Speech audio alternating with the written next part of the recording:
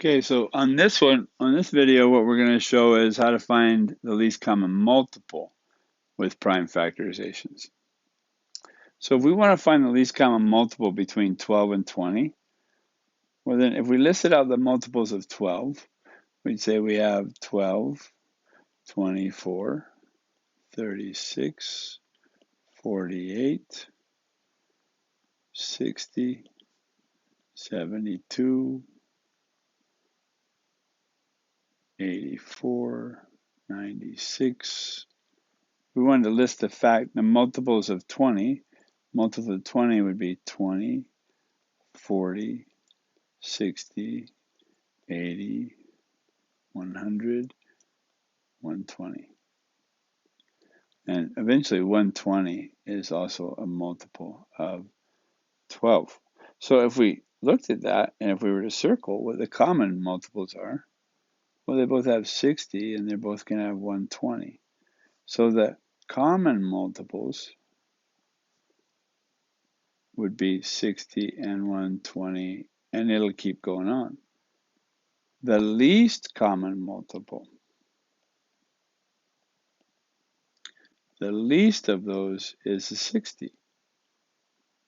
Well, the problem with doing it this way is that sometimes what you'll find is you may skip one. If you're not using your multiplication table, you might forget one. You might, you're more likely to make mistakes. But like with the greatest common factor, what we saw was we can find it pretty simply if we just have the prime factorization of each number. Because if we look, the prime factorization of 12 is 2 times 2 times 3. And the prime factorization of 20 is 2 times 2 times 5. Now, what we're going to find is that we can find the least common multiple by taking the greatest common factor times whatever's left over. So we found that if we had the greatest common factor, we circled which factors they had in common. So they have a 2 and a 2 in common. So the greatest common factor is 2 times 2, or 4. Well, we can find the least common multiple by taking the greatest common factor times whatever's left over. And that's the 3 and the 5. So we can find the least common multiple by taking the greatest common factor, which was 4, times whatever's left over, 3 and 5. And that gives us 4 times 3 is 12. 12 times 5 is 60. Oh, look, it's the same thing we had there. So we could do all this work here, or we could just simply list out the common factors, list out the prime factorization of each number, find the greatest common factor, and multiply it times whatever's left over. So pause for a minute and let you gather this. So let's consider 18 and 30. Again, if you're in my class, you've already done this. These two both come from the side of why did the dog have to go to court, from C16. And so 18 is 2 times 3 times 3. And 30 is 2 times 3 times 5. So we want to circle what they have in common.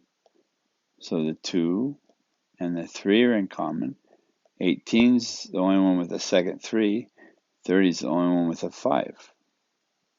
So we follow our pattern. The least common multiple is going to be the greatest common factor times whatever's left over. So if we look, the greatest common factor is 2 times 3,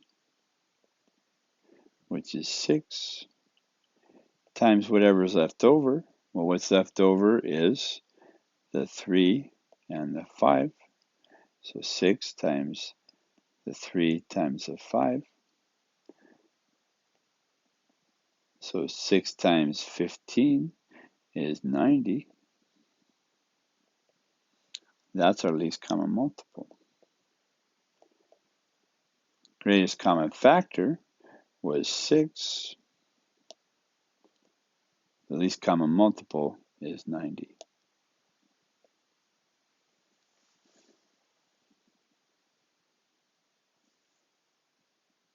Okay, we'll pause for a minute, and then we'll do 2 more, and then we'll see if you can do a couple, and then we'll have you start working on the worksheet. Okay, so now we're going to consider these 3 pairs, and we're going to try to find the least common multiple of these. So on our first number, we list out 12. 12, the factors of 12, the prime factorization of 12 is 2 times 2 times 3. And the prime factorization of 36 is 2 times 2 times 3 times 3. So if we circle what they have in common, they have a 2 in common, they have another 2 in common, they have a 3 in common. So we talked about that the least common multiple was going to be the greatest common factor times whatever was left over. So the first thing we want to figure out is what is the greatest common factor. The greatest common factor is the thing 2 times 2 times 3.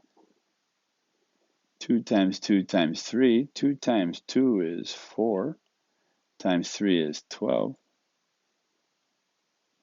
So if we look, the least common multiple is going to be equal to 12 times whatever's left over. And what happens to be left over is the 3.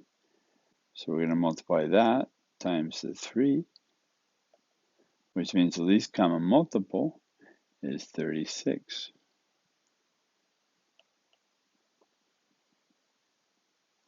Now, let's look at the 56. If we look at 56, 56 factors completely to be 2 times 2 times 2 times 7. 75 factors completely to be 3 times 5 times 5. Now you want to be careful because you want to check your sheet. If you're trying to just do this in your head, even someone who knows math can make a mistake that will cost you getting the right answer.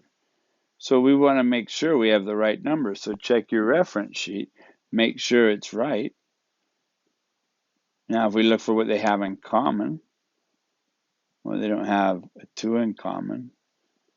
They don't have 7s in common. They don't have 3s in common. They don't have 5s in common. Now, when we did greatest common factor, if they didn't have anything in common, we said there was still one thing in common. That was the brother nobody talks about, the 1.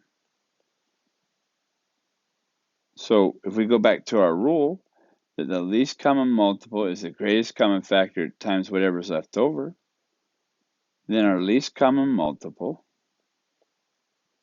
is going to be the greatest common factor, which is 1, times whatever's left over, which is going to be basically 56 and 75. We can write it out if you want to. Times a 2, times a 2, times a 2, times a 7, times 3, times 5, times 5. That's a pretty ugly number.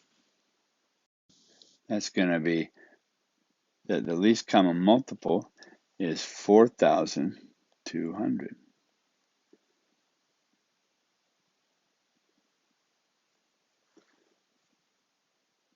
Okay, so now we look at 20 and 56. 20 is 2 times 2 times 5. 56 is 2 times 2 times 2 times 7. We circle what they have in common. They have a 2 in common. They have another 2 in common. So they have 2 times 2, which is 4. That's the greatest common factor.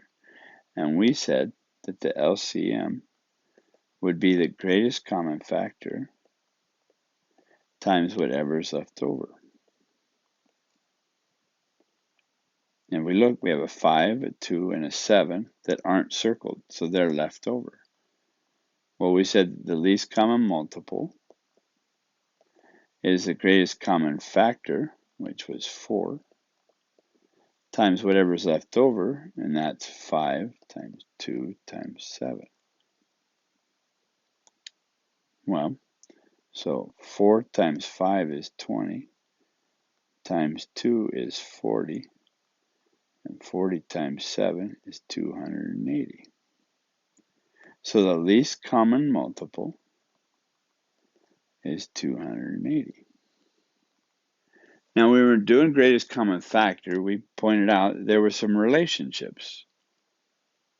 There are some pairs that are going to have everything in common. There are some that are going to have nothing in common. And then there are going to be some that have something in common. So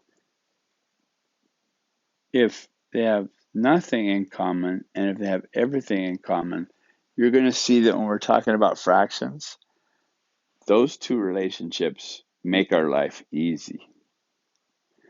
It's when they have something in common that we have to work a little harder. And we'll talk more about that. But the most important thing today is that you understand, one, how to use prime factorizations to find the least common multiple, and how to use prime factorizations of numbers to find the greatest common factor. If you understand those two principles today, then what you'll understand later is how to use those with fractions, when you're reducing a fraction, when you're adding two fractions with unlike denominators. You're going to be able to use those principles to make life a little easier than what it's been in the past. Also, further on down the line, you're going to be able to factor a polynomial. You're going to be able to see and better understand how to reduce algebraic fractions. And you're going to learn some rules, how we can even use distributive property to see these things. We'll talk about that more throughout the year. Right now, the most important thing you understand, how to use the prime factorizations to find the greatest common factor and the least common multiple. If you walk away with those understandings today, then you've accomplished exactly what I need you to do. Now, you should be able to be armed now to be able to find out, why did Igor spend 10 years studying geology? When you're done with those, then we'll have eventually another worksheet for you. That will be where you combine finding the greatest common factor and least common multiple, so that we can make sure you know the difference between the two. Okay, have fun with this. Work on this worksheet. If you happen to be finished these in time, or if the guest teacher finds that you have more time on your hands than they anticipated, then they'll play the next video, which is a combination of doing both, and then you'll need to do that with the worksheet that she has additionally. Okay, guys, have a good day.